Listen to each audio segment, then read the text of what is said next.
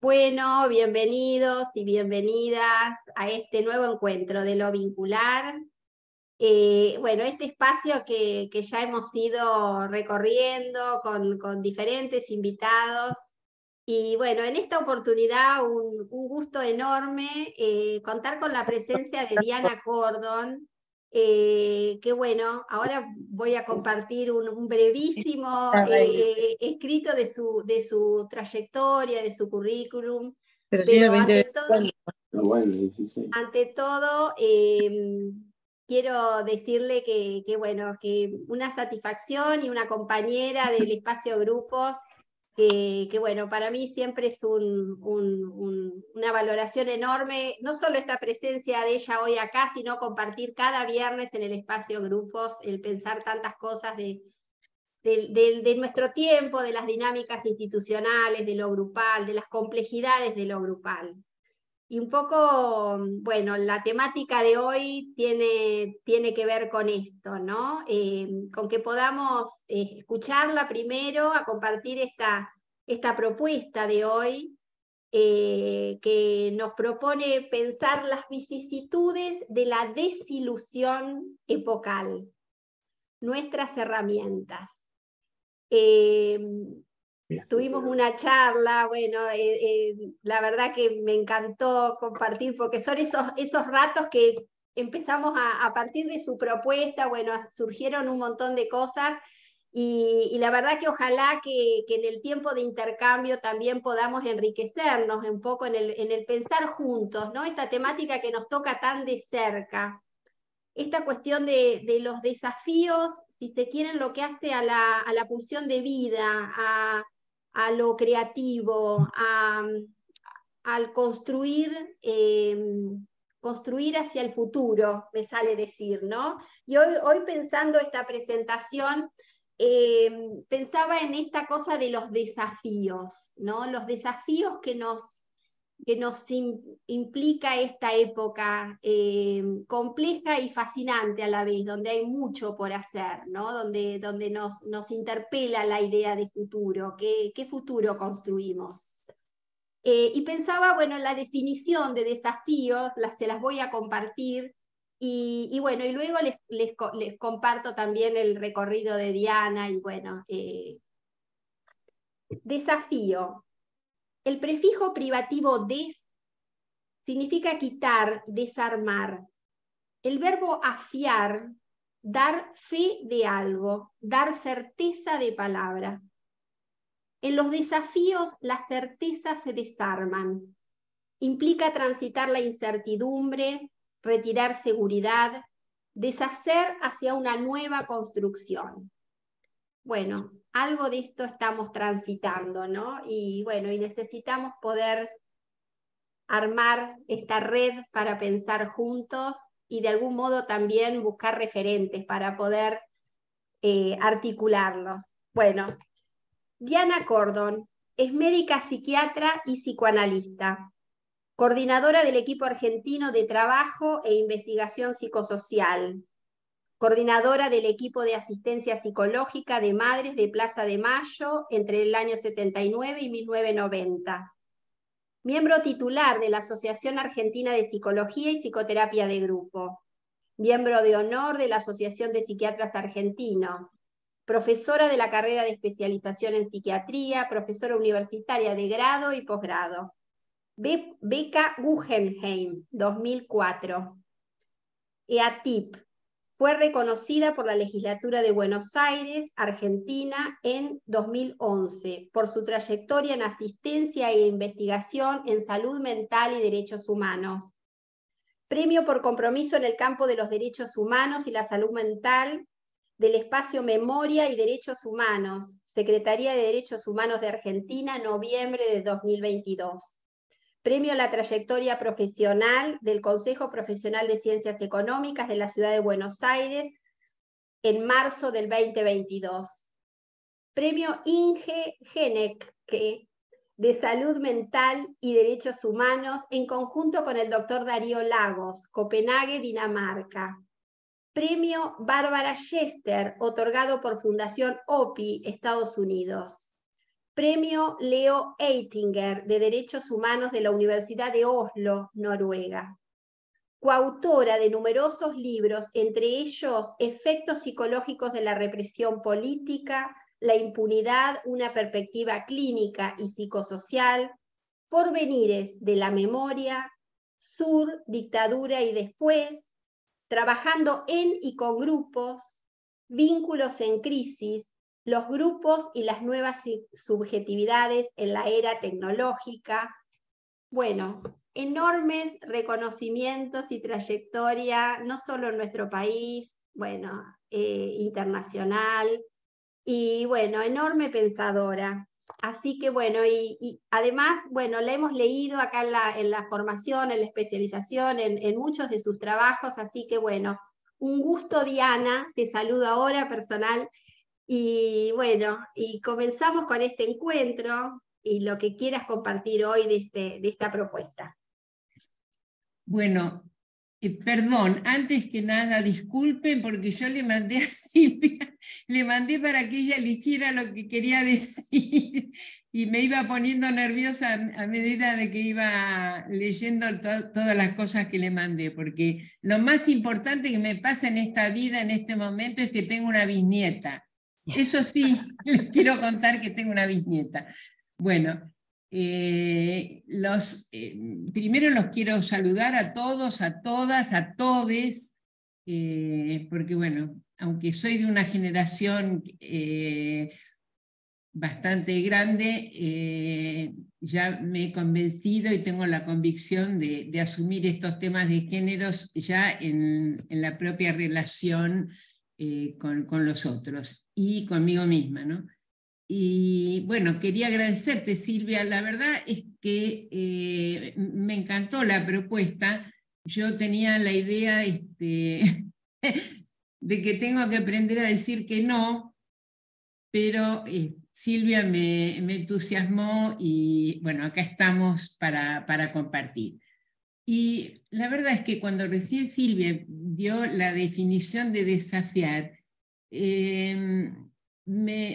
justo me impactó porque yo estuve buscando la definición de dos palabras que nosotras estuvimos hablando cuando Silvia me hizo la invitación.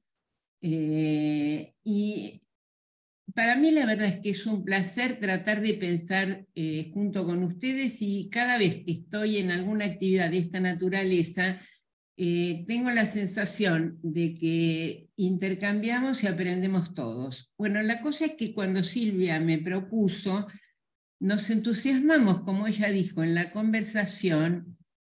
Yo tengo una preocupación en este momento que sospecho que la compartimos mucho, que es bueno, este tema que está en el título de la presentación, que serían los fenómenos de desilusión, el tema del desencanto, como signos totalmente epocales.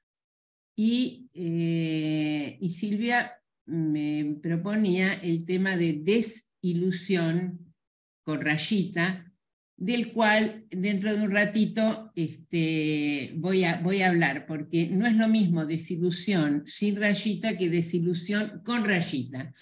Pero ya les voy dando un ejemplo, porque justo yo le comentaba a ella que cuando escribimos con Lucila Edelman un libro que era justamente sobre hijos de desaparecidos, le pusimos por rayita, venires de la memoria. Y digamos, cuando ella me decía desilusión con rayita,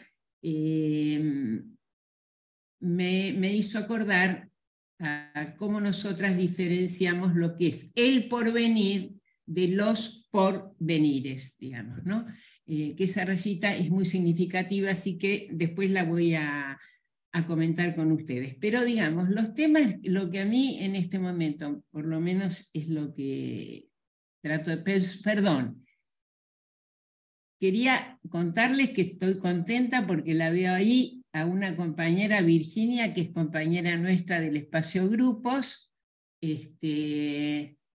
y también está mi hija Mariana, que también estoy viéndola, que es una compañera mía, además de Lea Tipi, es la abuela de mi bisnieta, además. Bueno,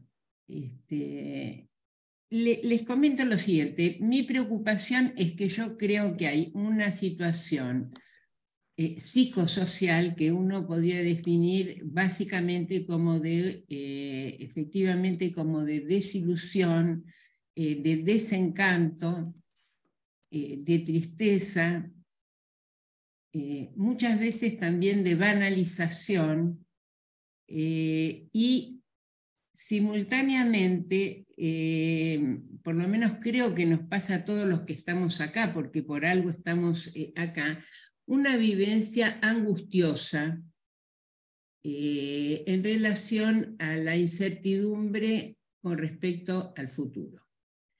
Sería todo lo que nos está costando la vida en este momento, pero además qué es lo que va a seguir pasando, digamos, cómo vamos a seguir viviendo, etc.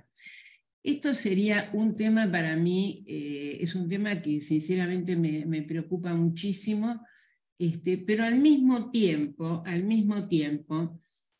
que esto es lo que hablaba con Silvia, al mismo tiempo me parece que poder pensar juntos de alguna manera nos rescata, y mi preocupación es cómo hacer para poder sostener un deseo esperanzador, como yo le decía a Silvia, poder sostener el deseo de vida.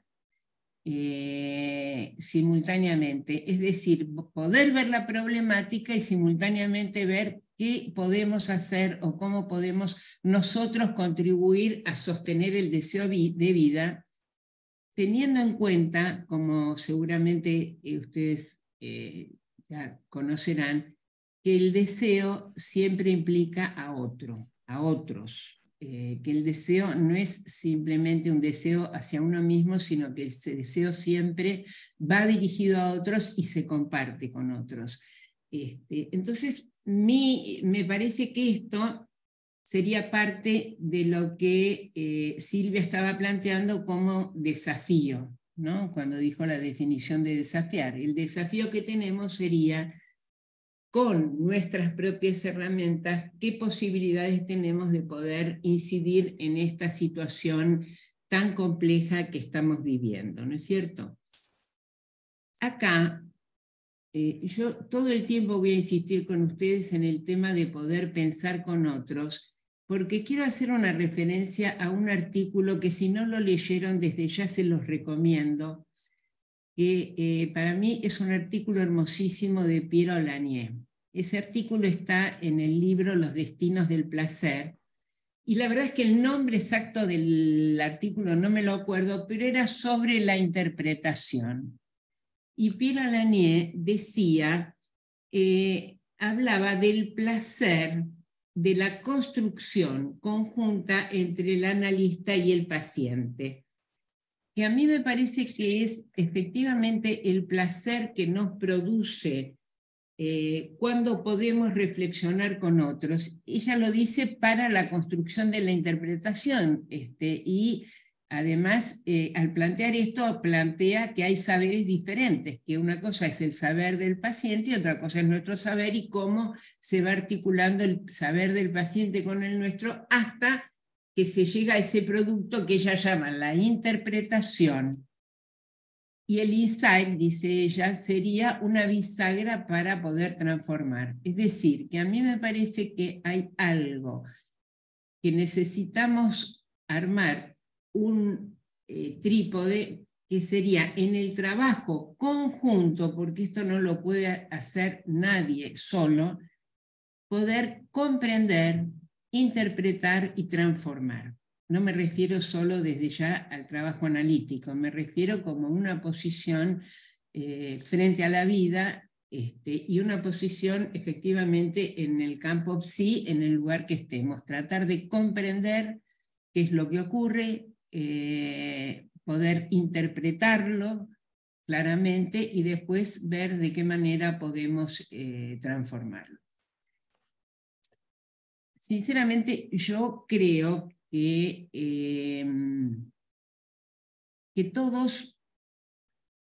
toda opinión, toda producción, por más singular, por más personal que sea, siempre, siempre, conscientemente o no, tiene la impronta de lo colectivo.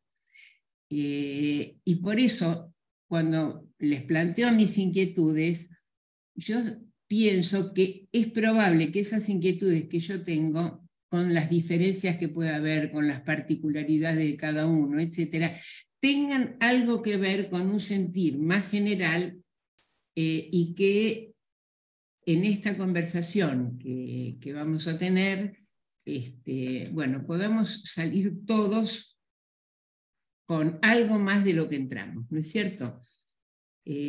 Primero, les doy simplemente una definición con la que yo me manejo acerca de subjetividad. Bueno, Silvia conoce que hemos trabajado con Lucila la idea de poder diferenciar subjetividad y psiquismo, pero no es hoy el caso. Pero sí decirles que entiendo por subjetividad lo que serían las diferentes maneras de sentir, de pensar, de dar una significación y un sentido al mundo y a nosotros mismos, una manera de actuar. Eso me parece que todo esto hace a nuestra subjetividad. Y parto de la base de que la subjetividad tiene un aspecto que es absolutamente individual, que nos pertenece a cada uno de nosotros, que hace que todos los que estamos acá tengamos diferencias de uno a otro, que cada cual tenga su aspecto singular, personal, etcétera, pero que hay también un aspecto colectivo de la subjetividad. Por eso yo les decía que cuando pienso, bueno, que esos sentimientos de desencanto, de falta de perspectiva, de tristeza, etcétera, digo, lo podría interpretar como algo personal, pero creo que se corresponde con el aspecto colectivo de una subjetividad que nos atraviesa al conjunto.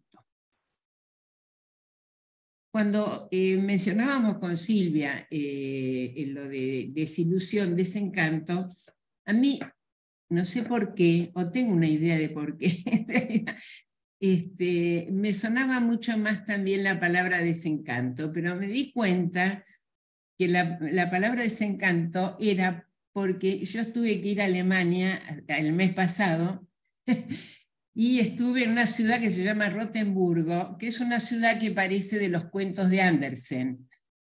Que a mí me daba ganas de jugar, hasta tenía lugares con chiches, con juguetes para pibes, de juguetes hermosos, digamos. Bueno, es una ciudad como de juguete, y entonces me hizo acordar a los cuentos infantiles, por lo menos de cuando yo era chica, y por eso la expresión desencanto me resultaba más atractiva. Pero lo que hice fue ir al diccionario, como vos, Silvia, y en el diccionario encontré que desilusión y desencanto tienen la misma definición. Y se las leo porque, para ir pensando, dice pérdida de la esperanza o la ilusión, especialmente de conseguir una cosa que se desea, es decir, algo sería referido al futuro, porque pierdo la esperanza de llegar a conseguir determinada cosa que deseo, o el saber que algo o alguien no es como se creía, y que esto sería una desilusión hacia el pasado, retomando el pasado, que se produce una defraudación. Y a mí me parece que efectivamente esto, junto con el desgano, el agobio y un síntoma que si ustedes por ahí, entre nosotros mismos, todos los que estamos lo podemos describir, que es el agotamiento, ¿no? Todo el mundo está agotado y en junio, julio ya está como en otras épocas estábamos en diciembre. Y a mí me parece que estos síntomas sociales uno los puede leer también en una cierta clave depresiva. Ahora bien, el problema es qué hacemos con eso. Digamos, porque creo que muchos siempre tenemos la preocupación no de describir exactamente solamente lo que ocurre, sino qué podemos hacer con eso. ¿Cómo podemos construir sentidos, enlazar pasado, presente y futuro? Fíjense, por ejemplo, el tema de la genealogía. que hoy en día está tan en boga, ¿no es cierto? Yo me preguntaba por qué hoy hay tanto, están las constelaciones, etcétera, etcétera. Y lo asocio justamente con una necesidad de poder como definir de dónde venimos, a dónde vamos, con la posibilidad de una expectativa hacia el futuro. A mí me parece esto que les digo de poder construir sentidos, yo creo que el poder construir sentidos también es una posibilidad de recuperar o sostener vitalidad. Por eso cuando daba los ejemplos decía desencanto, desilusión, etcétera, pero también digo agotamiento, agobio, etcétera. Y me parece que no es secundario tratar de ver cómo se puede recuperar vitalidad. Desde ya, que después quiero hablar un poquito de los grupos, pero quiero mencionar el tema de que para mí la escena social, bueno, ya muchos lo han dicho también, es texto de nuestra subjetividad, ¿no es cierto? Y muchas veces me pregunto si la vivencia de estos tiempos difíciles es algo así como una melancolía de masas, pero como un fenómeno, muchas veces me lo pregunté porque uno escucha canciones, por ejemplo, tristes, muchísimas épocas, pero, y pensaba, ustedes no sé si han hablado, Silvia, si no por ahí alguna vez lo pueden hablar, sobre el mal-être, que es el concepto que toma Caes, que sería, no sé si lo han hablado. Hemos trabajado algún artículo de CAES del malestar contemporáneo, justamente creo que en el año pasado vimos una de las conferencias que dio CAES también acá, además de un artículo que está en una de las revistas, concretamente creo que en la de los 60 años de la asociación. Bueno, sí, trabajamos. Bueno, o sea que esto que Caes dice que excede al malestar y sería el mal ser más que malestar, ¿no es cierto? Entonces, yo, primero porque me gusta siempre mencionar algo nuestro, porque nosotros también en la Argentina tenemos saberes nuestros. Pensaba que, por ejemplo, fíjense, dice Pauline, hizo Cambalache en el año 1934. Es decir, unos años después, no mucho tiempo después de la gran crisis del 30 y un año después que Hitler subiera al poder en Alemania. Es decir, que Cambalache en realidad expresaría algo de la subjetividad de época y de una lectura de dice Pauline respecto de qué pasaba en esa época. Pero no, por ejemplo, poco tiene que ver Cambalache, por ejemplo, con Balada para un loco, o con Gracias a la vida, o con, que ahora está tan, para que estamos todos escuchándolo, El amor después del amor, digamos. Es decir, que evidentemente en estas producciones artísticas, digamos, uno puede ver que expresan, uno diría, Gracias a la vida, Balada para un loco, El amor después del amor, expresan deseo de vida, deseo de amor dirigido al otro. Y Cambalache expresaría esa época trágica que vivió la humanidad antes de la Segunda Guerra Mundial. Bien. Yo entonces pienso que hay épocas y épocas, ¿no es cierto? En este momento me acabo de acordar que, no sé si ustedes la han leído, que hay una autora maravillosa que describe, que es Almudena Grande para mí, que ha escrito unas novelas que si alguien no las leyó se las recomiendo, sobre el periodo de la Guerra Civil Española y el periodo inmediatamente posterior a que terminara la guerra. Y que también expresa las contradicciones más profundas que atravesaban esa época y cómo eso incidía en los fenómenos interpersonales, en la subjetividad singular, en la subjetividad colectiva, etc.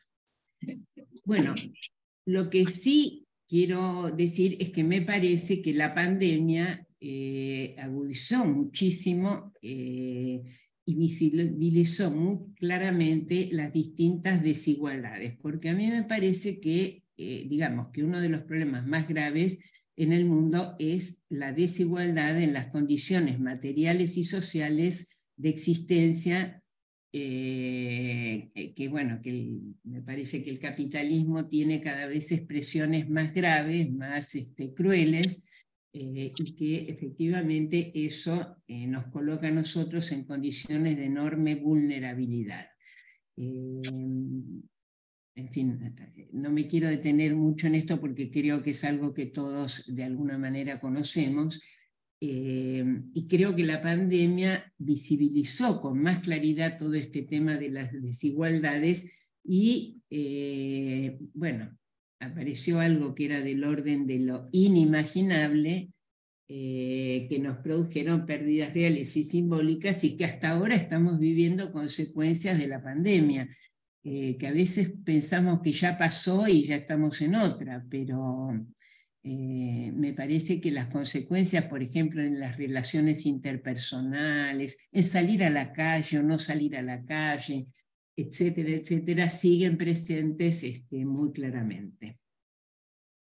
Acá quiero plantear lo siguiente. Yo les decía a ustedes que para mí es muy importante que uno piense en si tiene herramientas para afrontar estas cosas. Lo digo porque no sé si ustedes lo han visto, pero me parece que el tema sería cómo hacer para no caer en una situación que un lacaniano diría de goce melancólico. Me explico, pero por ejemplo, cuando uno trabaja con determinados grupos o en las propias instituciones, el problema es que hay veces, o en instituciones de formación y demás, hay como un quedarnos pegado en el padecimiento. A eso le llamaría yo el goce melancólico, ¿no es cierto? Quedarnos pegados en el padecimiento. Y yo creo que, por ejemplo, todos los espacios de pensamiento que armamos, o espacios de acción, no solamente de pensamientos, contribuyen a traccionar contra el goce melancólico. Este es un tema que nosotros como grupólogos tenemos que tenerlo muy presente, lo planteo acá, porque, por ejemplo, yo he tenido que trabajar, y mucha otra gente, con grupos de reflexión, no solo en la pandemia, me refiero a toda esta época. Y en general hay como un clima de mucha queja, ¿no? O que las clases son malas, o que a lo que venga hay mucha queja, o que la institución está mal, que la institución no contiene, lo que venga.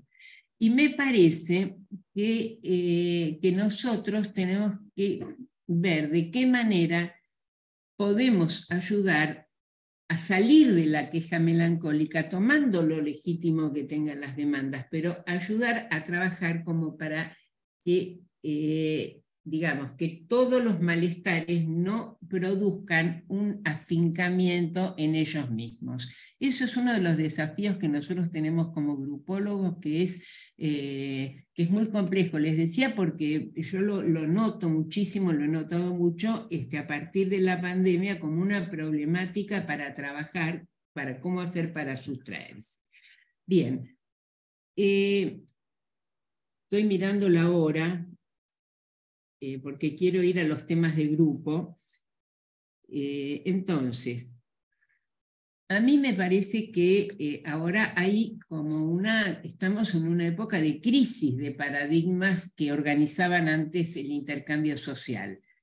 Pero me parece que en el marco de eso hay, digamos, no es posible, como no es posible, creo yo también en el campo del psicoanálisis, quedar en una posición de neutralidad. Creo que hay enormes debates, que hay que construir nuevos paradigmas, que hay que tener la apertura para poder pensar en cuáles pueden ser nuevos paradigmas en el sentido de, digamos, de paradigmas no como verdades absolutas, sino como consensos sociales, ¿no es cierto? Porque en ese sentido el concepto de paradigma yo lo asocio mucho al concepto del Huró de paradigma, en el sentido de poder que la comunidad, que una determinada comunidad tenga consensos determinados, digamos, ¿no? Y no dogmas cerrados. Entonces a mí me parece que, bueno, que yo creo que la neutralidad es imposible. Yo creo que cuando uno en la intimidad de su consultorio abre la puerta para un paciente, ya está tomando posición. Cómo atendemos el teléfono, bueno, cómo tenemos nuestro consultorio, cómo hablamos, etcétera, para mí hace que la neutralidad sea un imposible. No me quiero detener mucho en el tema de, digamos, de la subjetividad que promueve, qué tipo de producción de subjetividad se promueve a través. Para mí la cultura de la posmodernidad es la cultura correlativa a la hegemonía del llamado neoliberalismo. Y por eso me parece que efectivamente se estimula el individualismo, el sálvese quien pueda, bueno, una cantidad de cuestiones que mencionamos muchas veces, el tema de la xenofobia, la discriminación, etcétera, etcétera. También la banalización del sentido de la vida, y todo esto opera como modelos. Por lo tanto, a mí me parece que, y simultáneamente todo esto tiene discursos, por eso yo digo que la neutralidad me parece un imposible, porque la cultura de la posmodernidad opera como un modelo en términos prácticos, qué pantalones los chicos tienen que usar, qué zapatillas hay que usar, etcétera, etcétera, pero además hay discursos concretos. Entonces, por ejemplo, yo creo que el sentido común, lo que la gente llama el sentido común, en realidad es un sentido común por el cual los sectores más hegemónicos inciden en que pensemos de determinada manera. Yo creo que el sentido común es un modo de pensar alienatorio. Y me parece que nosotros también somos sujetos objetalizados para caer en fenómenos alienatorios. El problema es cómo tratamos de salir. Desde ya que esta cultura de la posmodernidad ha tenido como producto todo el tema de la fractura del lazo social, la irrupción de violencias, el desreconocimiento del otro, etc. Y ha producido también una enorme fragilidad en las pertenencias. Dijo lo de las pertenencias, aunque lo dejo para hablar ahora cuando hablemos algo de grupos. Y a mí me parece que los malestares que atraviesan la mayoría de las instituciones tienen que ver con el desplazamiento de la impotencia en la escena social puesta después en los enfrentamientos en el seno de las instituciones. Bueno, no voy a referirme nada a la tecnología porque sé que tuvieron una conversación con Carlos Pachuk, así que ese terreno no lo dejo para poder avanzar. Entonces yo les decía, estas son las problemáticas que a mí me parece que nos atraviesan a todas. Yo, a veces mis hijos me dicen que yo soy demasiado optimista y yo a veces pienso que demasiado optimista raya en la tontería, por decirlo de alguna manera. Entonces me apoyo en la famosa frase de Gramsci, que era el pesimismo de la conciencia y el optimismo de la voluntad. Pero siempre yo me animo a ver y a afrontar situaciones que me parecen terriblemente difíciles cuando digo, sin embargo, se puede. Discúlpenme, el término se puede está muy connotado hoy en día, que nada que ver con mi pensamiento, pero quiero decir, creo que sin embargo el impulso, el deseo de vida, el deseo de compartir, la no aceptación de que este es el único mundo posible, etcétera, también se abren caminos. Y me parece que estamos en un presente en el que hay prácticas y sentimientos muy contradictorios que nos atraviesan a todos. Acá el arte también se expresa, por supuesto, y nosotros también debatimos esto en el seno del campo PSI. Acá les quiero hacer un comentario que una vez me pasó, hace unos años, hubo una actividad de la Asociación de Grupos, que la verdad que no me acuerdo qué era, no me acuerdo, un congreso debía ser, y ni me acuerdo de qué me habían propuesto que hablara, pero la cuestión es que había sido poco tiempo después de la marea verde cuando se peleó por la ley del aborto. Entonces, yo estaba maravillada, ¿no? Con las pibas, sobre todo, con las chicas jóvenes que estaban contentísimas, etcétera, etcétera. Pero me acuerdo que muchos nos preguntábamos, y que efectivamente ocurrió, porque la ley del aborto no se aprobó la primera vez que se trató, se aprobó luego. Entonces, muchos nos preguntamos qué iba a pasar con estas chicas que estaban tan entusiasmadas, tan embaladas, que se iban a agarrar una depresión terrible cuando no se aprobara el proyecto. Y en realidad no ocurrió para nada así, las chicas siguieron tomando más fuerza, bueno, y después todos conocemos que se aprobó esta ley. Por respeto a si hay alguno que no esté de acuerdo, algunos o algunas que no estén de acuerdo, pero quiero decir, fue un fenómeno social muy, muy grande. Y entonces, en esa reunión que les cuento, yo me acuerdo que a mí me había conmovido muchísimo eso que había pasado con esas chicas, que en vez de deprimirse, estaban entusiasmadas, estaban llenas de vida y estaban dispuestas a seguir peleando como siguen peleando por el ni una menos, digamos, ¿no es cierto? O como se están peleando tantas otras cosas. Y eso yo en ese momento le había puesto, me parece que con una cuota de ingenuidad, pero se los quiero decir que es la expresión de júbilo emancipatorio. Porque a mí me parece que atrás del proyecto de ley que querían sacar, atrás de lo manifiesto, estaban haciendo un ejercicio de libertad, de autonomía, de estar en la escena social deseando algo y peleando por eso que deseaban. Y me parece que eso les producía esa vivencia de júbilo y ese sentimiento emancipatorio. Y yo lo quiero rescatar porque creo que hay épocas y épocas, pero me parece que hay muchísimas movimientos sociales que hoy día todavía muy acotadamente, todavía cada uno por su lado pensando que su tema es el más importante, digamos, pero hay múltiples respuestas sociales que buscan crear sentidos, que buscan salirnos de la situación de agobio del sin futuro, digamos, ¿no? De la falta de perspectiva. Creo que hay muchísimo. Y yo, digamos, ya a esta altura no tengo certezas y creo que nadie tiene certezas, pero tampoco quiero aceptar la certeza de que no se puede cambiar el mundo. Es decir, no sé cómo, no tengo la menor idea ni nada, pero tampoco quiero que me vendan como certeza que el mundo tiene que seguir siendo igual. Yo quiero pensar que es posible y que podemos construir ese mundo, como Freud decía, de que todas, todos y todes podamos amar, trabajar y crear. Muy bien, esto les quería plantear como tema general. Como estamos... no tengo tanto tiempo, quiero ir al tema de lo grupal, porque me parece que lo grupal tiene que ver con nuestras... primero, yo creo que todos nosotros tenemos la posibilidad, por supuesto, de operar en la escena social y de actuar como ciudadanos, etc. Pero me parece que de lo que se trata acá sería...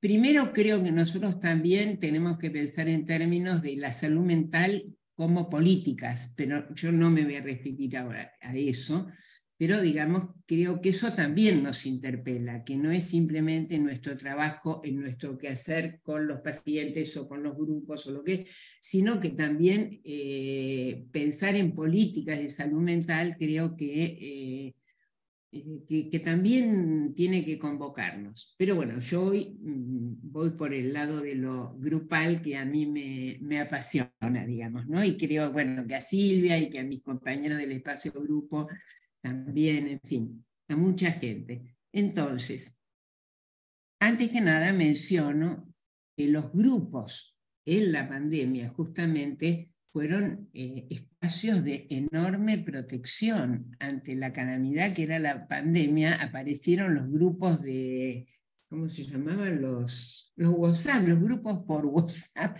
que a veces yo sigo teniendo algunos que no sé a veces ya qué hacer, pero digamos, el tema del agrupamiento fue una respuesta protectora espontánea muy importante para poder sostener la preservación psíquica en tiempos de pandemia, ¿no es cierto? Y por eso me parece que doy este ejemplo porque creo que podemos rescatar esa potencialidad protectora de la subjetividad que tienen los grupos. Y desde ya pienso en términos, en lo grupal, en términos de un nosotros. Digo nosotros, lo digo ya por esto, porque me parece que construir nosotros tiene un aspecto que es construir algo colectivamente, pero también en nosotros tenemos que pensarlo en términos de reconocimiento de las singularidades y de la tensión que producen las singularidades. ¿Me explico? Que no todo es, que cuando uno dice respeto de las diferencias, respeto de la singularidad, es fundamental que podamos ver cómo se puede trabajar en grupo, producir en grupo y simultáneamente escuchar la idea del otro, pensar con el otro. Por eso esto, Silvia, cuando nosotras estuvimos el otro día hablando sobre lo que íbamos a hablar hoy, que ya me olvidé, ya cambié todo lo que tenía preparado, ya lo cambié todo. Miro mis papeles y no reconozco lo que tenía, los esquemas que tenía hechos. Pero cuando hablábamos el otro día, a mí me parece que lo placentero era que cada una iba armando cosas en común y cada una iba armando ideas de esas cosas en común que simultáneamente estábamos compartiendo. Y me parece que esa es la potencia que tiene lo grupal. Ese armar trama, Diana, ¿no? Exacto. Esa trama intersubjetiva, ¿no? Que de algún modo va creando otras posibilidades, ¿no? Exactamente, y vos usaste el término que, digamos, yo cuando hablé del tema de lo que nos atraviesa a todos, estaba hablando de lo que sería lo transubjetivo. Después está lo singular de cada una y después está esto que vos planteás, que es esa trama intersubjetiva que se apoya en lo compartido, pero que tiene, sería como el don pirulero, cada cual tiene su juego también, ¿no? Algunos no deben saber qué es el don pirulero, pero era un juego que se jugaba mucho cuando yo era piba. Bueno, con respecto a los grupos, convengamos en que ahora hay un gran reverdecer de los grupos. No voy a hacer ahora toda la historia porque no nos da el tiempo, pero hay un reverdecer de prácticas grupales. Y acá diversas experiencias con todo tipo de grupos, grupo terapéutico de reflexión, de autoayuda, grupos con pacientes crónicos, bueno, para adicciones, etcétera, etcétera. Y me parece que excede ampliamente la conceptualización, estas prácticas grupales. Entonces, a mí me parece que lo bueno es que no nos encorsetemos en teorías que nos sirven, que nos cierran.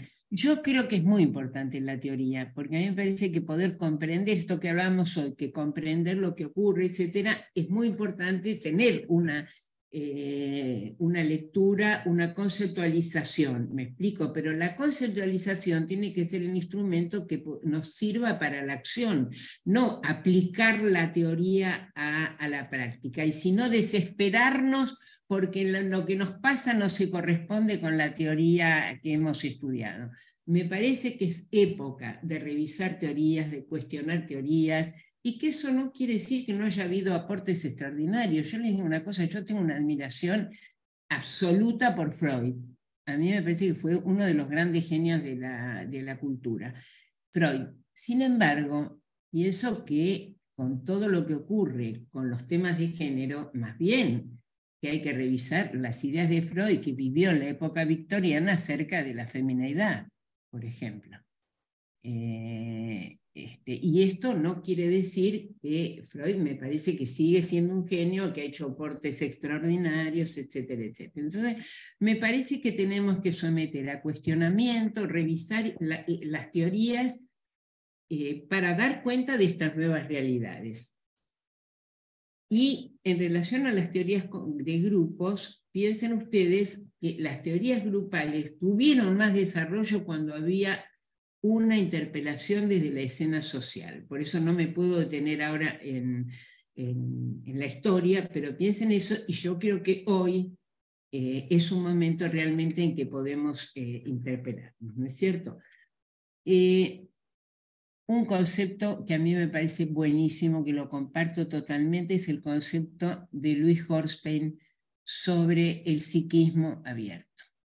Louis Horstein dice que el psiquismo es susceptible de modificaciones hasta el último día de la vida. Y yo cuando tengo alguna manía, cuando me agarro la depre con algo o cuando me pasa algo, parto de la base de que hasta el día hasta el día que tenga algo de lucidez puedo cambiar. Uno puede cambiar conductas, puede cambiar modelos identificatorios, puede, por supuesto, siempre con trabajo psíquico, ¿no? Pero creo que se puede cambiar. Así que este concepto de Louis Horstein a mí me parece básico, porque es un concepto que nos permite abrir a las posibilidades que tiene nuestra tarea. Y con mis compañeros de LEATIM, nosotros hemos tenido la experiencia en el trabajo, por ejemplo, con las madres, que en épocas muy difíciles, no me refiero en estos últimos años, sino en épocas muy difíciles, que eran mujeres que tuvieron que producir cambios sustanciales en su vida a partir de las situaciones traumáticas. Y los produjeron. Bueno. Ana, un segundo, quería hacer un comentario que me haces pensar tanto. Agustina, soy Castillo.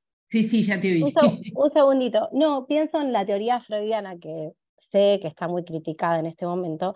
A mí, yo cuando doy las clases me gusta pensar que lo fálico es el útero o lo uterino y lo castrado es al revés, el pene.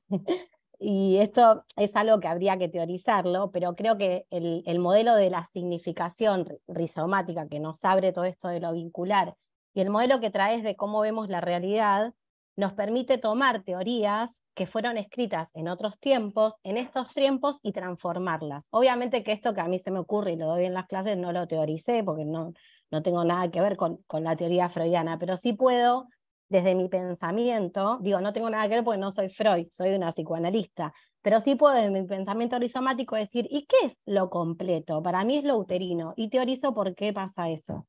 Me parece que son resignificaciones en esta era de revolución total, donde hoy nuestros hijos pueden, por ejemplo, ganar más dinero que nosotros, digamos, con las redes, con los youtubers, es una instancia esta radicalmente diferente, que me parece muy rico tomar teorías antiguas, hacerlas propias y resignificarlas para no morir, porque si no te quedas sin pensamiento en tanta revolución.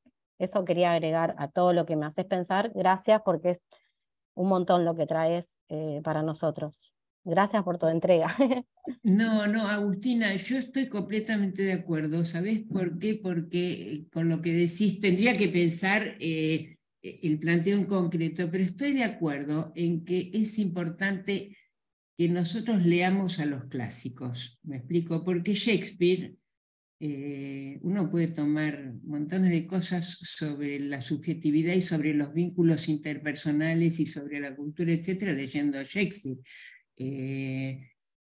Quiero decir que me parece que leer a los clásicos y valorar ese pensamiento, pero no porque fue antiguo, sino porque tiene algunos elementos nodales que pueden ser repensados. Y otras cosas seguramente tendrán que ponerse patas para arriba, pero estoy completamente de acuerdo. Bueno, avísame, Silvia, avísame sí, cómo estamos de tiempo, porque quería decir algo de los Si vos querés ir dando como un cierre y habilitamos luego al intercambio y al diálogo, ¿te parece? 5 minutos y abrimos. Bueno, 5 minutos. Entonces voy a hacer títulos nada más. Lo que quiero decir es esto. ¿Qué queremos nosotros en los grupos hacer? Yo creo que que en el grupo nosotros podemos. Empecemos que cuando uno entra en un grupo siente angustia en la asignación. Yo cuando hoy me tenía que reunir con ustedes estaba angustiada y siempre me pasa lo mismo. Mi marido me dice, ¿pero por qué? ¿Por qué? Y bueno, porque me agarra angustia de no asignación.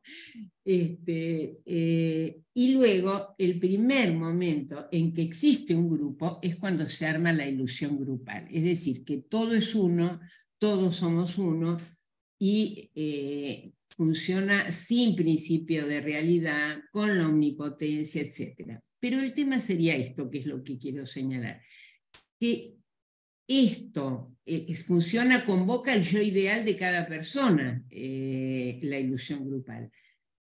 Pero el pasaje a la desilusión, acá retomo, Silvia, discúlpame, la diferencia entre desilusión y desilusión. Porque la contrapartida de la ilusión grupal en el polo narcisístico es la desilusión sin rayita. La omnipotencia, la contrapartida es la impotencia. El yo ideal, la contrapartida es el negativo del yo ideal. ¿Me explico? Si uno está en esa zona del narcisismo. En cambio, en el trabajo grupal, si hay trabajo, en primer lugar, trabajo psíquico, si hay trabajo de conjunto, y si está el tercero real en el grupo, esa ilusión va a quedar en un zocalito, digamos, va a tener que quedar algo de la ilusión, como en una pareja tiene que quedar algo del enamoramiento, porque si no es una sociedad de responsabilidad limitada, nada más. Entonces una pareja tiene que tener una parte de metejón. Yo les cuento que llevo 60 años con mi marido. Tiene que tener una parte de enamoramiento y el grupo tiene que tener un zócalo de ilusión grupal, pero después tenemos que pasar a la como dirías vos, Silvia, con rayita, ilusión, que es un desmontaje, una deconstrucción de la ilusión, que no es el negativo de la ilusión grupal, ¿me explico? Es un trabajo elaborativo. Entonces, en este trabajo elaborativo, nosotros trabajamos para que aparezca el yo y el ideal del yo de las personas, y no el yo ideal. Trabajamos para que de la omnipotencia se pase a la potencia. Trabajamos para que del principio del placer se pase no se pase, se incorpore el principio de realidad. Bueno, digo esto como título de este pasaje que me parece que es lo que nosotros nos proponemos en el trabajo con los grupos, sean terapéuticos o no, porque el plus terapéutico lo tienen todos los dispositivos grupales si no son obturadores. Y les digo este título y paramos acá. Creo que en estos tiempos hay que darle mucha bolilla al tema del alojamiento en los grupos, alojar. Reconocer que la pertenencia es una necesidad, aunque a veces sea una pertenencia más fusional, pero dar tiempo a que la pertenencia pueda ser más discriminativa, pero dar tiempo, porque en épocas de tanto desamparo, la pertenencia al grupo es un factor muy importante de preservación. Desde ya el concepto de apuntalamiento y miren, voy a tomar una palabra que me encantó. El año pasado tuve que hablar en Córdoba con los colegas de Córdoba, y uno de los colegas, yo hablé del préstamo de preconsciente. Y entonces uno de los colegas, y hablé de los modelos identificatorios que otorgan los miembros del grupo y los modelos conductuales. Y entonces él, cuando hablé de préstamo de preconsciente, me dijo, y interprestación. Y me encantó, porque me parece que usó el concepto de interpretación en la interpretación de preconsciente, de modelos conductuales, de modelos identificatorios. Y bueno, por último, si no después podemos seguir, pero por último quiero mencionar al grupo como lo que decía hoy al principio, como transmisor de vitalidad y la importancia del pensamiento compartido en el conjunto. Bueno, solo les digo que me parece que pensemos en términos siempre de pensamiento abierto, de sensibilidad también abierta, y no sé, yo quiero recuperar con ustedes, y sé que ustedes lo hacen también, porque por algo están acá, que sería nuestro deseo de reparar, de transformar, de dar lugar a la vida misma siempre con otros. Así que ahí paro y listo. Bueno, Diana, bueno, ahora la idea es que podamos abrir esta línea y estos puentes entre diversas temáticas y herramientas que fuiste abordando para pensar estos complejos procesos de desilusión, y tomo esta posibilidad de la desilusión también como constructora de nuevas ilusiones posibles, en el campo de, del- de este poder de alguna manera ser puente siempre con la realidad compleja que habitamos, ¿no? Y con las potencialidades. Un poco pensaba en esto de y tomaste el último tramo del encuentro para meterte ahí, ¿no? En lo grupal, concretamente, en las dinámicas al interior de los grupos. Y yo creo que ahí hay una potencia enorme para seguir trabajando en nuestro campo PSI. Así que bueno, invito a esta grupalidad en este encuentro a resonar y a pensar juntos un poco estas líneas que nos abrió Diana y bueno, como solemos hacer, ¿no? Desde la pregunta, pero también desde la experiencia propia, desde los comentarios, desde, bueno, hacer un camino propio en este pensar juntos. Así que bueno, abramos los micrófonos. En general Bueno, solemos tener como un ritmo para poder participar y que es relajado, pero bueno, si es necesario voy dando la palabra, pero creo que podemos ir haciéndolo de manera un poco ordenada entre nosotros, ¿eh? Así que bueno, invito a que podamos ir compartiendo. genial, Silvia. Bueno, espectacular, la verdad, el espacio y los disparadores que vas sugiriendo, Diana. Yo te cuento algo rapidito, les transmito también en las clases. Me estoy preguntando por el deseo de él y la analista hoy, ¿no? Y la frase que utilizo o el concepto por ahí que me está haciendo útil es la actitud vincular. Entonces, por ahí preguntarte y también que nos ayudes a no bajar los brazos, ¿no? En esto de que nadie nos quite esa esperanza, que en la transmisión, si pienso un docente, un facilitador, no está convencido, sabes, Diana, en tus años que tenés de transmitirnos en distintos espacios, que hay que tener una motivación, ¿no? De que uno tiene que creer en lo que transmite. Entonces, también lo pienso de lo clínico, ¿no? También uno está convencido de que se puede estar mejor, ¿no? Entonces digo, no quiero caer en esto de salir del rol del muerto, que sé que sos muy crítica respecto al psicoanálisis clásico, ¿no? Respecto a poder esto, ¿no? Desde prestar el preconsciente o ir un poco al encuentro. Entonces, un poco te pido hasta ese aval de decir qué pensás si desde el deseo, desde el analista, incluimos esta perspectiva vincular como una actitud, donde invitamos a los sufrientes en general, en los dispositivos individuales y grupales, a que vayan al encuentro con nosotros, que en términos muy adolescentes, capaz que lo escuchaste, es como que hoy lo vincular no garpa, ¿no? Estar con otros, nosotros le sabemos la esencia, pero creo que la gente o no la conoce o está con muy malas experiencias vinculares donde no quiere volver, sea por las familias de origen, por el desamor, por situaciones traumáticas. Entonces yo me encuentro desde el deseo del analista de que vale la pena, ¿no? Volver a intentarlo, como, me siento como insistiendo a volver a intentarlo, ¿no? No sé esto, ¿cómo lo ves vos? ¿Cómo lo ve acá también el grupo que llaman Escuchado? Con la actitud vincular, promoviendo ir al encuentro.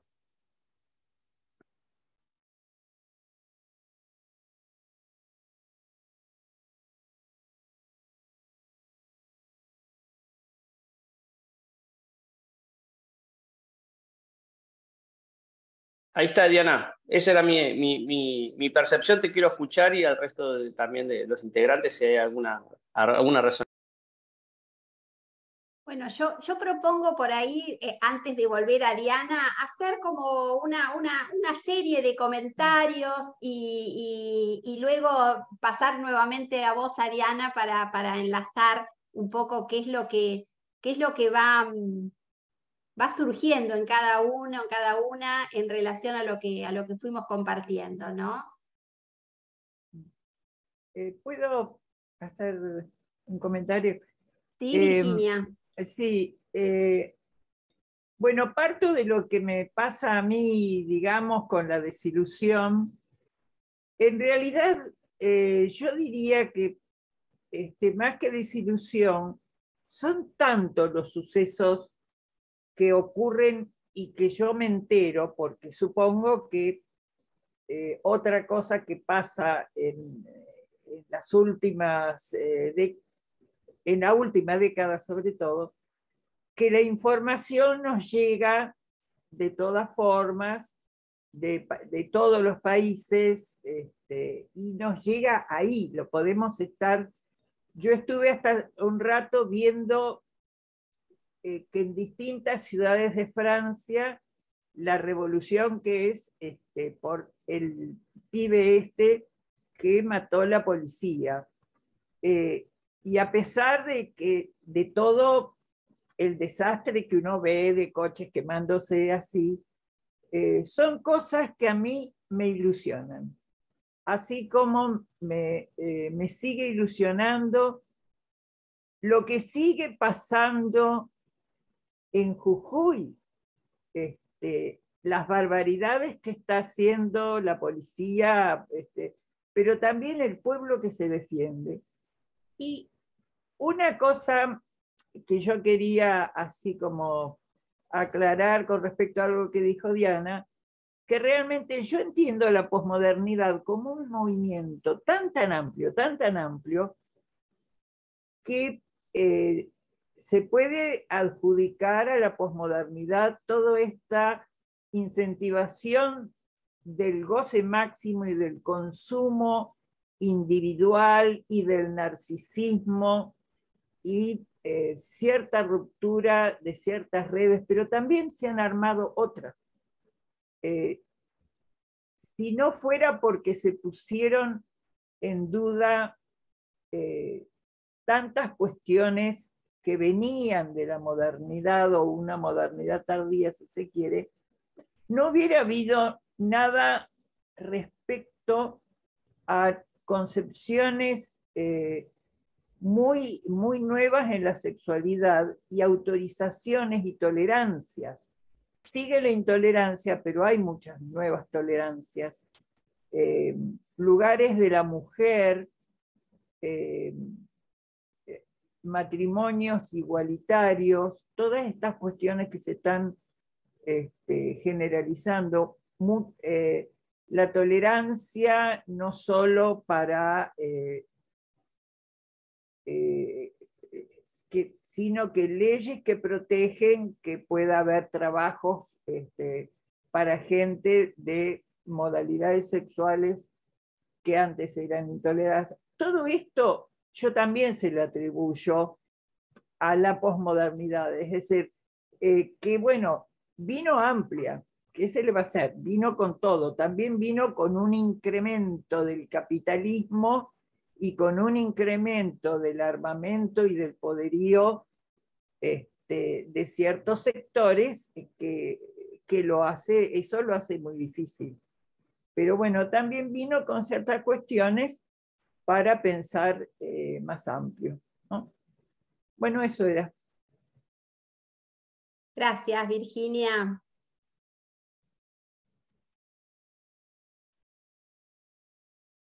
Buenas noches, Diana, buenas noches a todos, todas y todes.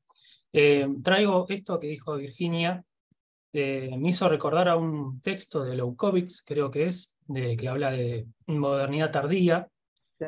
y habla de la diferencia, ¿no? Que es como las instituciones no tienen como un Estado, una institución rectora, entonces se atomiza todo. Y yo, pensando en esto de la posmodernidad, es como que todo está más atomizado.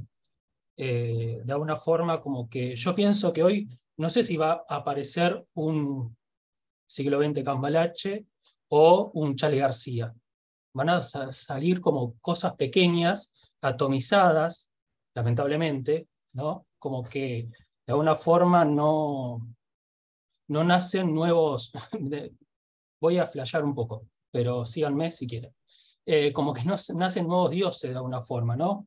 No hay otra cosa nueva que aparece, no hay ilusiones en lo social que generen nuevas aglutinaciones, nuevos discursos, nuevos conflictos, el fin de la historia, ¿no? Terminó el socialismo, el comunismo, y es el fin de la historia. Entonces no nace nada nuevo, o sí están haciendo, Leuckovic dice que es como algo que no termina de morir, ni lo nuevo no termina de nacer, de alguna forma. Entonces, eso pensándolo en lo grupal, no yendo por ahí a nuestro terreno, como de alguna forma, como coordinadores de grupos, como gente que lee lo grupal, cómo generar la desilusión que están planteando ahora en pos de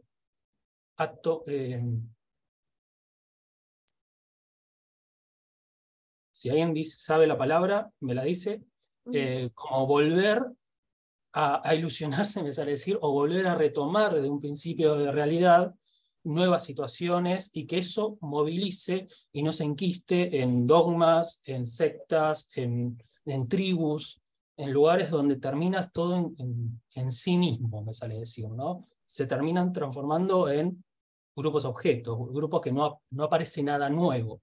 Entonces, ¿cómo nosotros tenemos que actuar ahí? Y eso, por eso todo el laboratorio que estamos haciendo de grupos, de instituciones, es cómo nuestro saber puede hacer en esas instituciones algo novedoso, aparecer un espacio nuevo, que hoy es lo que estuvimos trabajando en la clase anterior. Pero qué difícil es cuando el poder, me sale decir, lo que prima, es todo lo contrario, es la resistencia. Nosotros somos los que vamos a las instituciones, nos quemamos y tenemos que renunciar y volver al consultorio. Porque ahí no podemos hacer máquina. Un poco desilusionante lo mío. Yo soy melancólico. Disculpen. Nada, eso.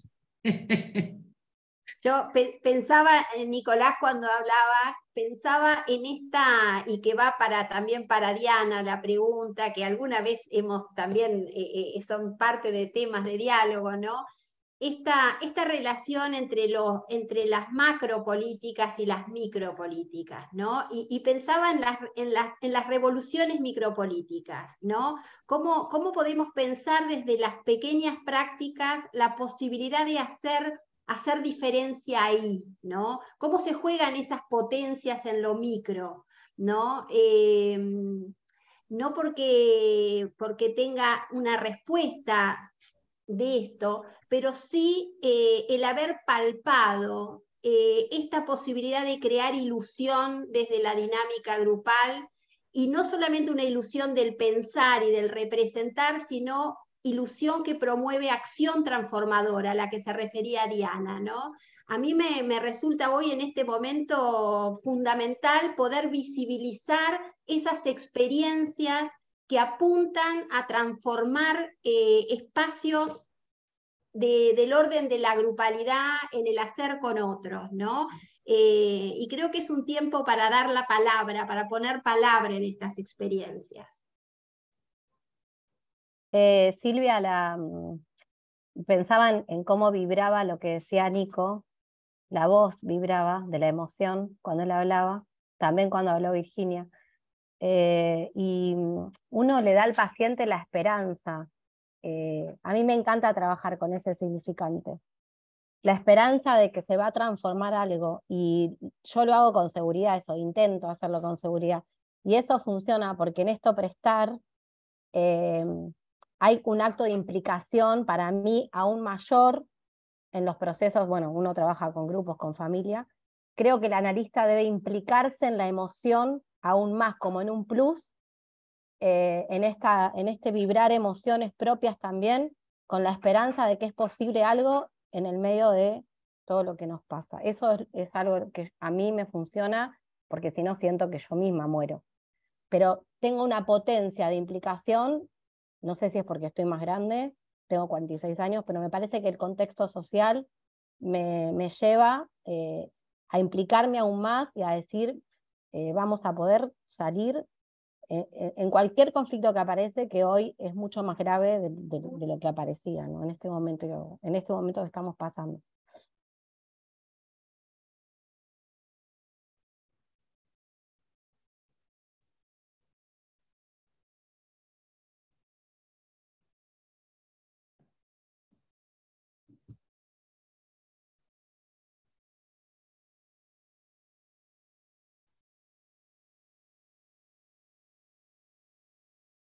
Hablando de la potencia, ¿no? De lo vital, yo miro la pantalla, Diana, y veo nuestros bebés, nuestros niños, ¿no? Como esta cosa del vínculo y esta cosa de la transmisión a las nuevas generaciones, ¿no?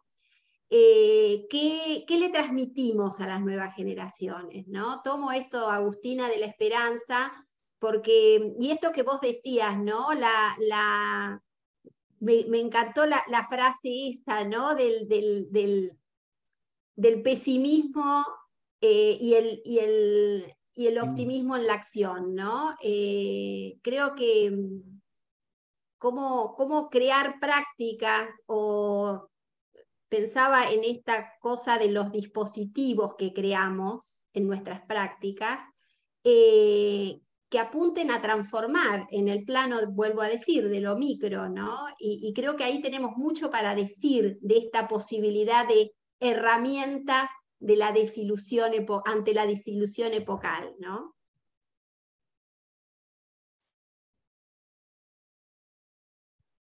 Hay una pregunta en el chat, dice, me gustaría saber qué piensa Diana sobre el inconsciente colectivo, dice Erika Soldi. Silvia, ¿querés ¿qué hago con todo lo que dijeron, Diana? Si quieren, Sí, digo algo y después seguimos. totalmente, No sé. Diana, te escuchamos. Bueno, perdón, primero, como esta sí que no, me parece que es una pregunta clave, pero qué sé yo, dará para muchas discusiones. Empiezo por la preguntita escrita. Yo personalmente creo que no existe inconsciente colectivo. Yo creo que el inconsciente es una formación de cada sujeto.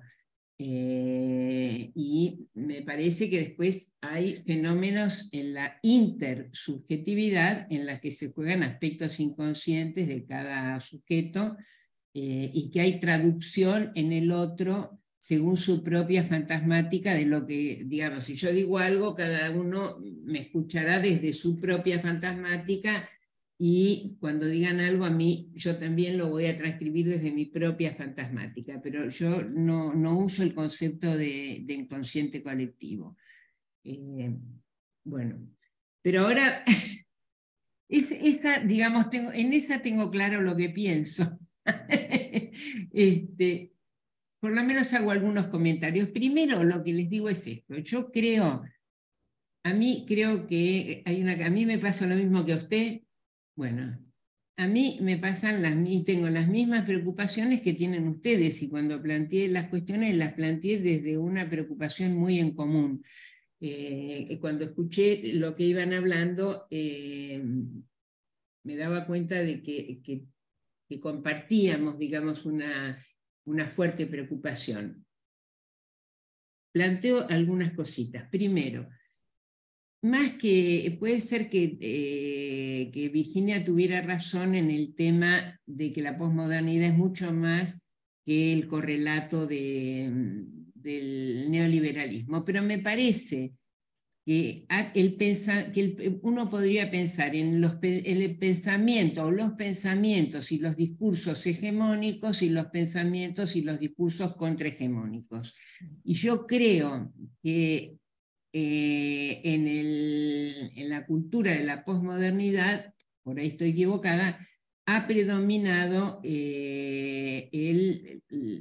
como discurso hegemónico el discurso del individualismo, por decirlo en una sola palabra, ¿no? Sí, es así.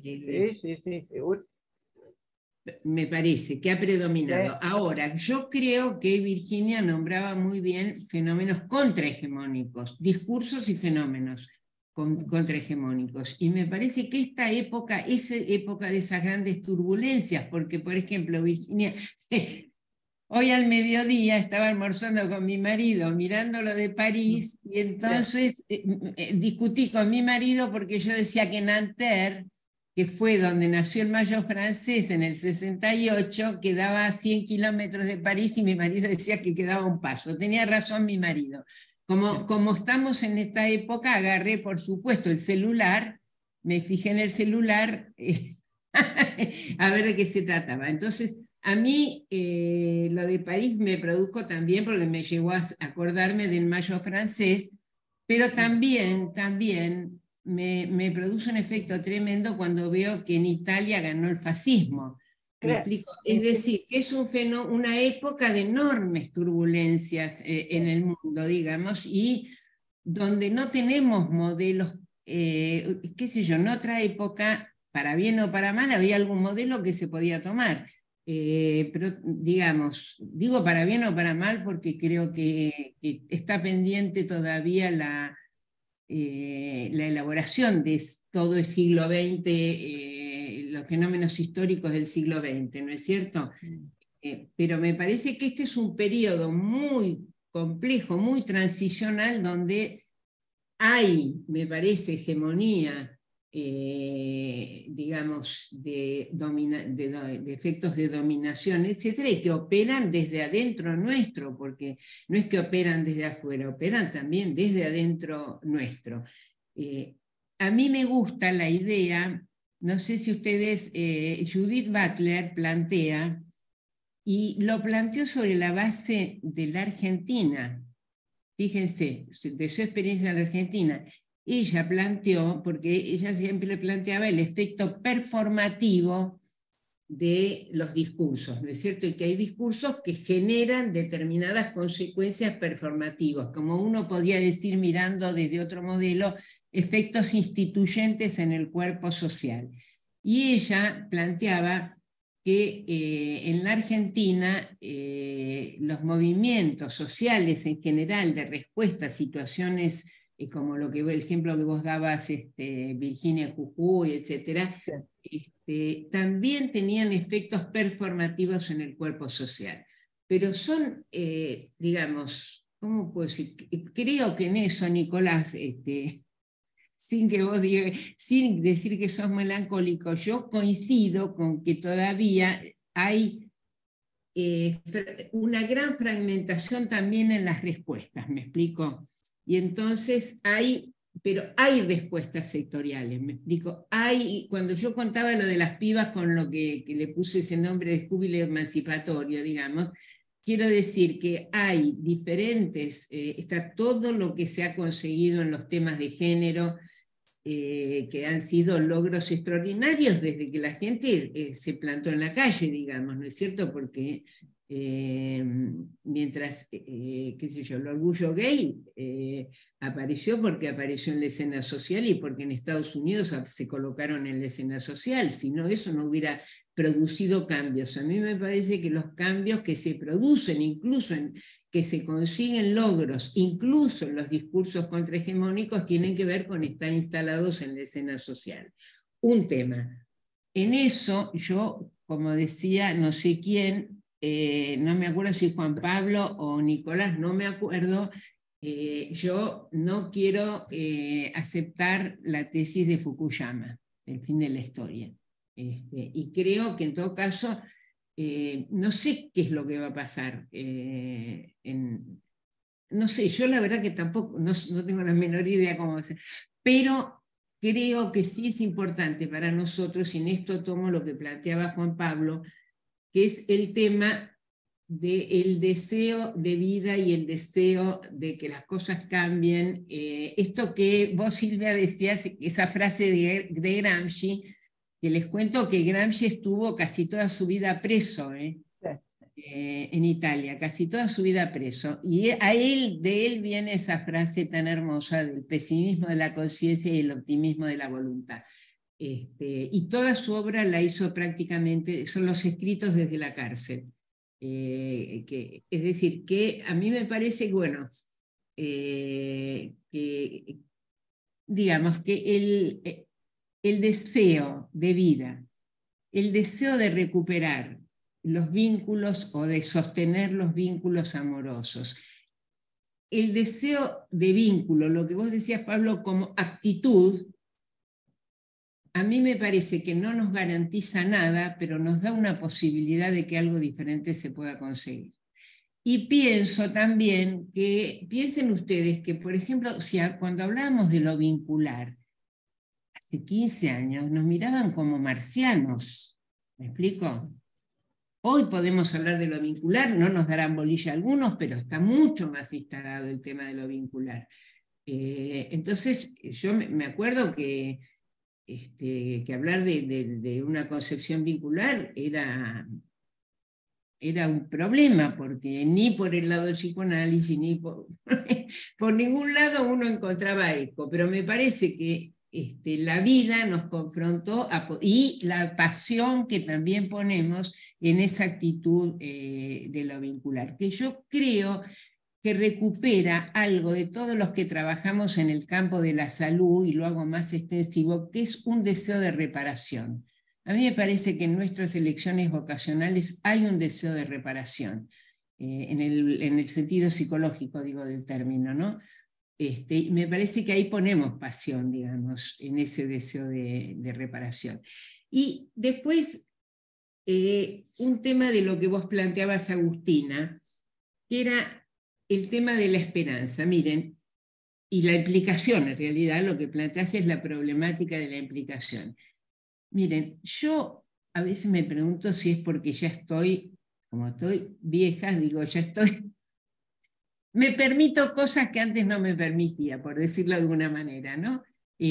Porque antes yo digo, tenemos que cuestionar las teorías y qué sé yo, pero después no me sentía suficiente psicoanalista por tal o cual cosa, digamos, ¿no?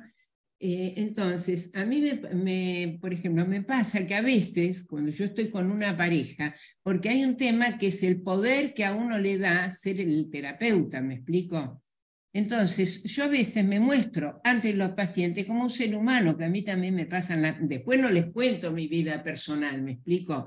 No me dedico a contar mi vida personal, pero trato de romper la distancia donde yo sé y los pacientes no saben, donde yo voy a tener la precisa, etc. Entonces, a mí me parece que uno tiene que hacer un análisis de la implicación, y también yo pensaría no en darle esperanza, entiendo lo que vos planteabas, sino construir con los pacientes o con mis compañeros de grupo, quienes fuera, construir expectativa o construir esperanza, como vos decís, pero entonces como una construcción vincular, ¿no? Entiendo que vos lo decías también en ese sentido. A mí me parece que, y entonces a veces la emoción que uno puede transmitir o que uno puede tener, poder mostrar que uno se conmueve por algunas cosas, a mí me parece que ayuda en esa construcción conjunta con el paciente.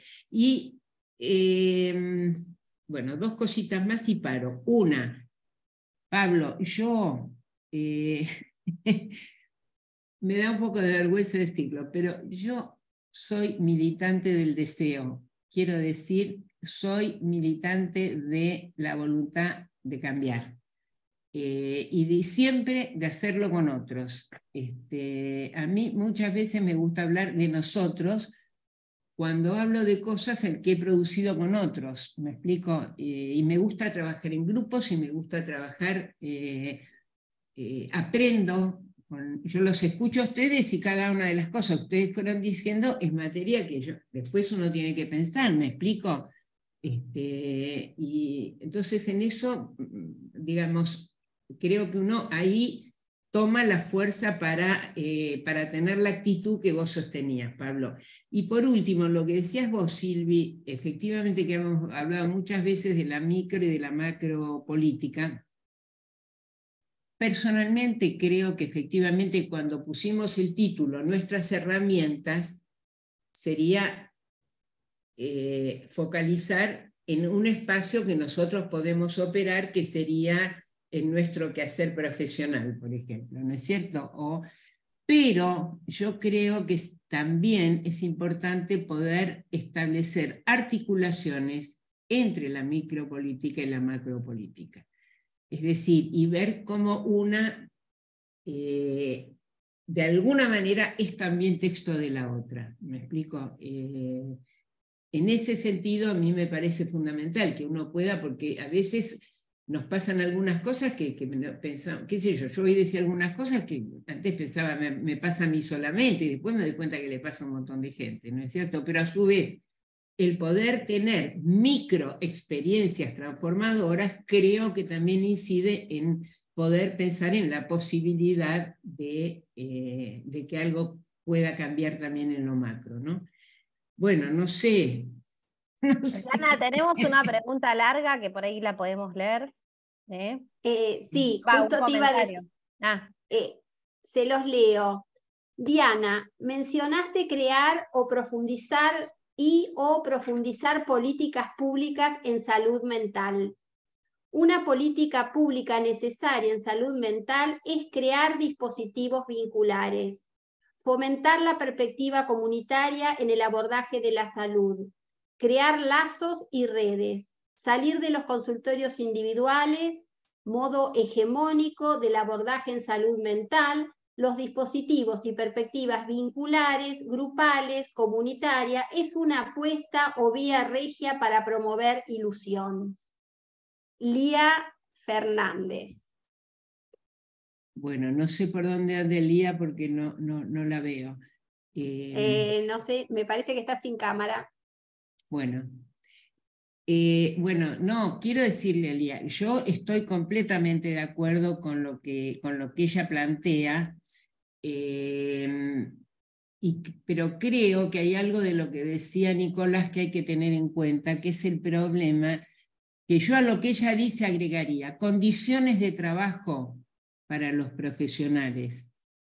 A mí me hubiera gustado, la verdad, siempre me gustó el trabajo en el espacio público, digamos, por razones que no vale la pena, hago lo que puedo, digamos, pero yo estoy completamente de acuerdo en lo que ella planteaba, desde experiencias menores hasta experiencias mayores, el tema de poder ponerlo comunitario, etcétera, pero en ese, entre comillas, programa, ya que estamos en tiempos donde están los programas, creo que tiene que incluir el tema de las condiciones de trabajo de los profesionales de manera tal de que esto de el quedar quemado o del burnout en el trabajo institucional es un tema que también hay que incluirlo como problemática. Tiene que haber, qué sé yo, está la ley de salud mental, tiene que haber un presupuesto para salud mental acorde como para poder resolver efectivamente ese aspecto también. Y después estoy muy de acuerdo con ella en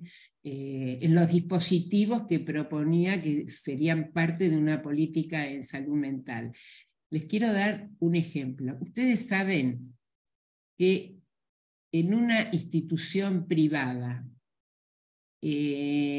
muy reconocida, recontra reconocida, en la historia clínica al paciente no se le pregunta de qué trabaja. Para dar una idea de cómo nosotros tenemos que pelear para que en el campo de las políticas de salud se incluya todo el tema de la salud mental. ¿Me explico? Doy ese ejemplo y me acordé que cuando nosotros armamos un dispositivo en nuestra institución, en nuestro equipo de acompañamiento en la época de la pandemia, teníamos el problema de que los médicos de terapia intensiva no podían, y los médicos en general no podían participar en los grupos, decían, porque no tenían tiempo. En cambio era mucho más sencillo y accedían mucho más las enfermeras a hacer grupos. Entonces, parte también de las políticas es que los profesionales en los lugares públicos de trabajo tengan las condiciones también para que se hagan los famosos grupos Balin, lo que fuera. Eso para mí también es parte de nuestra pelea por políticas en salud mental. Diana, pensaba en este encuentro, ¿no?, que vos explicás tan claramente entre las macro y las micropolíticas. A veces podemos plantearnos si los procesos de transformación justamente se producen en este espacio de encuentro, o muchas veces tal vez nacen de prácticas micropolíticas que logran instalarse en el terreno público, que logran a partir de experiencias propias. Digo porque esto trae una pregunta muy singular entre: ¿esperamos que se diseñen los dispositivos desde las organizaciones gubernamentales, o salimos a crear, a inventar dispositivos y ver de qué manera instalarlos en el marco social? Me parece que es una pregunta que no es menor, ¿no?, porque nos pone justamente en esta posibilidad, en el hacer de nuestras prácticas o en el esperar y reclamar, ¿no? Son dos posiciones subjetivas muy distintas, ¿no?, pero que comparto ampliamente con vos de esta necesidad de encuentro y que justamente potencia, ¿no?, cuando esto se produce. Sí, sí, estoy completamente de acuerdo. Sí, sí.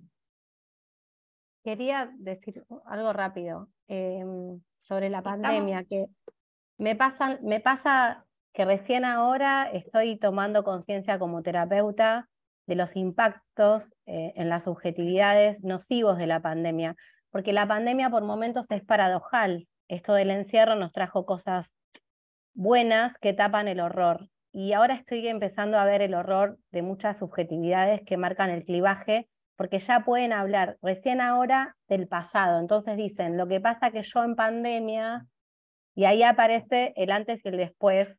Nosotros pasamos horrores que todavía traen consecuencias, como la dictadura, pero creo que esto de la pospandemia es algo que no podemos, que yo sé que duele, porque no tenemos ganas de hablar de eso, pero recién ahora estoy tomando conciencia yo del horror de la pandemia en la construcción de las subjetividades.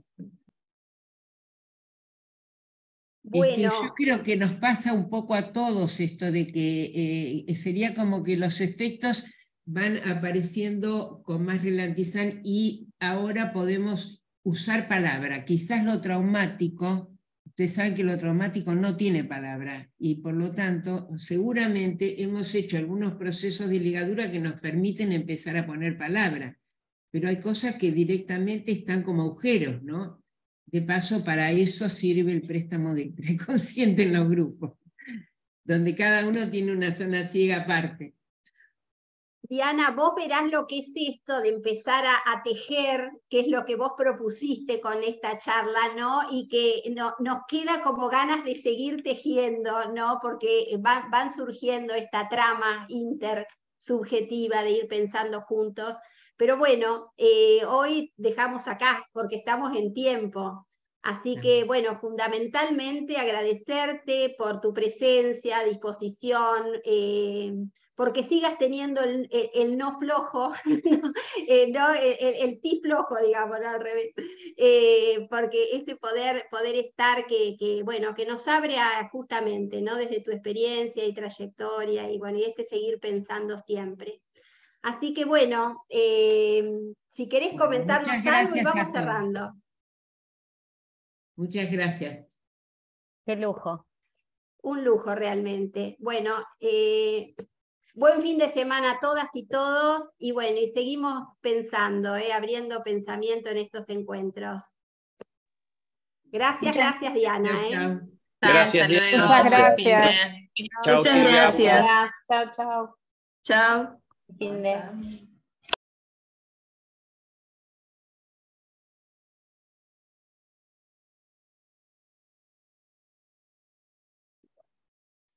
Bueno.